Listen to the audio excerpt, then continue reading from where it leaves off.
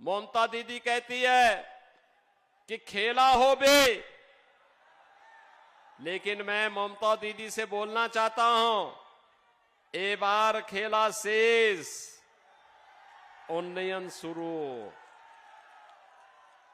अब खेल समाप्त, टीएमसी का खेल समाप्त, अब बंगाल का विकास प्रारंभ होगा। सीएम योगी के इस बयान ने साफ संकेत दे दिया है कि इस बार बंगाल में चुनावी मुकाबला सिर्फ मुद्दों का नहीं, बल्कि राजनीतिक वर्चस्व की निर्णायक लड़ाई बनने जा रहा है। हिंदी पट्टी की सियासत से उठकर बंगाल में बीजेपी को मजबूती दे रहे सीएम योगी ने सोमवार को भाषा की दीवार भी तोड़ी और स्थानीय जुड़ाव दिखाने की भी रणनीति अपनाई। उनके तेवरों में साफ आक्रामकता थी और संदेश भी कि बीजेपी इस बार बंगाल में सिर्फ चुनौती देने नहीं, बल्कि सत्ता संतुलन बदलने के इरादे से मैदान में उतरी है। यूपी में सड़कों पे नमाज नहीं पढ़ी जाती है। यूपी में मस्जिदों से अजान की आवाज नहीं आती है। यूपी में तो एक ही नारा गूंजता है, न गौ माता को कटने देंगे, न हिंदुओं को बंटने देंगे।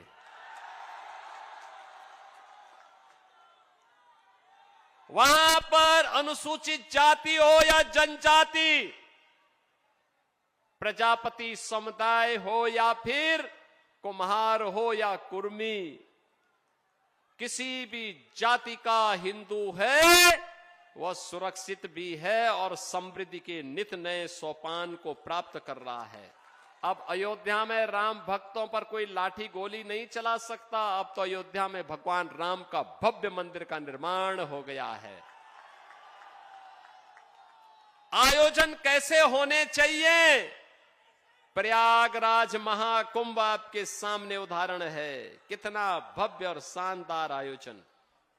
और मुझे बताया गया कि पुरुलिया के कुमार समुदाय के लोग श्री ज्योतिर्मय सिंह महतो जी के नेतृत्व में प्रयागराज महाकुंभ में गए थे। मैं उन सभी का अभिनंदन करता हूं जो प्रयागराज में गए और प्रयागराज की पुण्य को प्राप्त किए हैं। सीएम योगी का यूपी मॉडल देश के हर चुनावी राज्य में ट्रेंड करता है। ऊपर सीएम योगी का अपना अंदाज अलग ही लोगों को लुभाता है। पश्चिम बंगाल की चुनावी सभाओं में भी यही देखने को मिल रहा है। यूपी मॉडल की गूंज के साथ सीएम योगी अपने ही अंदाज में ममता बनर्जी के सिंहासन को चुनौती दे रहे हैं। आप देखते होंगे बंगाल में ममता दीदी को परेशानी होती है जब कोई जय श्री राम बोलता है तो राम के नाम पर ममता दीदी ने बैन कर दिया है। दुर्गा पूजा प्रतिबंध, मूर्ति विसर्जन नहीं हो सकता, दुर्गा मूर्ति का विसर्जन नहीं हो सकता, शोभा यात्रा नहीं निकल सकती। यानी बंगाल में वो दुर्गा पूजा को प्रतिबंधित करती है। राम नाम लेने पर वह प्रतिबंध लगाती है, लेकिन सड़कों पर इफ्तार पार्टी करवाती है। यही तो अराजकता यूपी में भी थी 2017 के पहले। आज से 9 वर्ष पहले यूपी में इसी प्रकार की अराजकता थी। उपद्रव होते थे, गुंडागिर्दी होती थी, पर्व त्योहार के पहले कर्फ्यू लगता था, सड़कों पर नमाज होता था, इफ्तार की पार्टी होती थी, बेटी असुरक्षित थी, व्यापारी असुरक्षित था, विकास ठप था। डबल इंजन की सरकार यूपी के अंदर चल रही है। न कर्फ्यू है, न दंगा है, यूपी में अब सब चंगा है। यूपी में अब किसी गरीब के हक पर कोई डकैती नहीं डाल सकता। यूपी की सड़कें ऐसी हैं, एक बार व्यक्ति बैठ जाए तो बहनों और भाइयों, वहां की सड़कों में हाथ में रखा हुआ पानी का कप नहीं छलकेगा। बंगाल के चुनावी माहौल में सोमवार को सीएम योगी ने पिंगला, जौपुर और गरबेटा विधानसभा क्षेत्र में एक के बाद एक 3 धुआंधार रैलियों के जरिए बीजेपी उम्मीदवारों के पक्ष में हुंकार भरी। इस दौरान सीएम योगी की रैलियों में बुलडोजर की तस्वीरें भी दिखाई दी। अब इन तीनों विधानसभाओं की क्या तस्वीरें हैं वो आपको समझाते हैं। ये विधानसभा टीएमसी का गढ़ है, लेकिन इस बार हलचल तेज दिखाई दे रही है। यहां से मौजूदा विधायक टीएमसी से अजीत माइती है, लेकिन यह इलाका हिंदू बाहुल्य है। 85% से ज्यादा हिंदू और करीब 14 से 15% मुस्लिम आबादी है। इस विधानसभा में बीजेपी की सियासी जमीन मजबूत है। 2021 के विधानसभा चुनाव में बीजेपी से नरहरि महतो चुनाव जीती थी।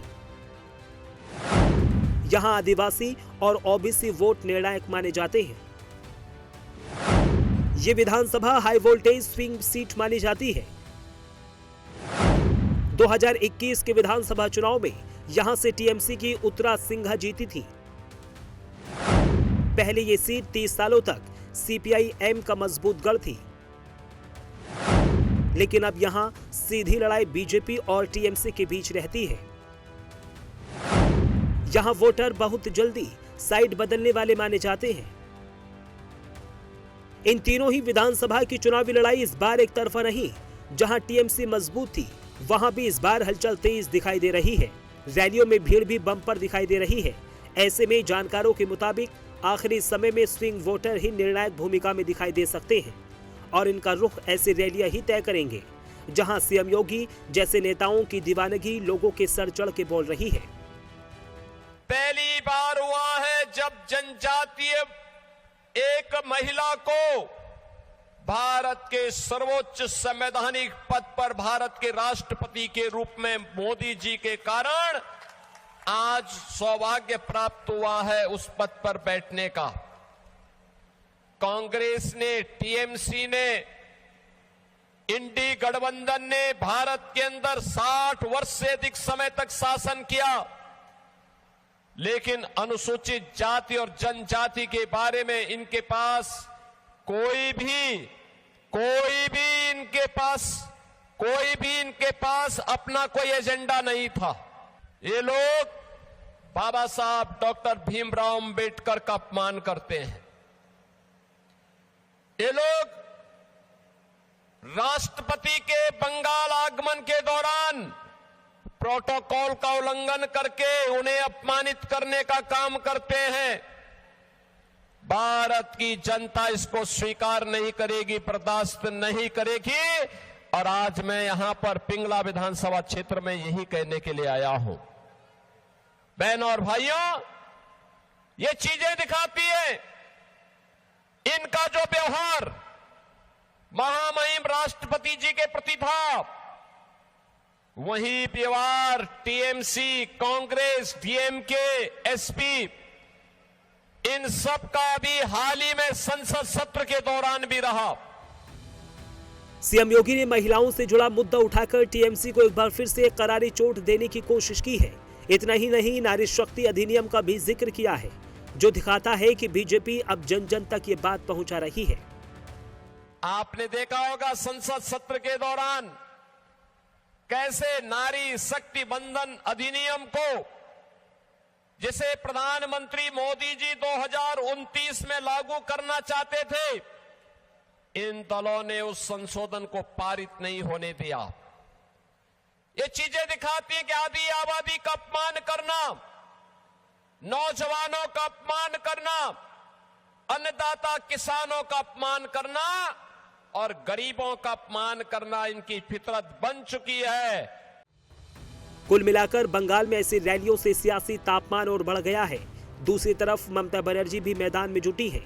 अब देखना यह होगा क्या बीजेपी ममता बनर्जी का अकेला भेद पाती है या फिर टीएमसी फिर से सत्ता में आएगी। Bureau report, prime news.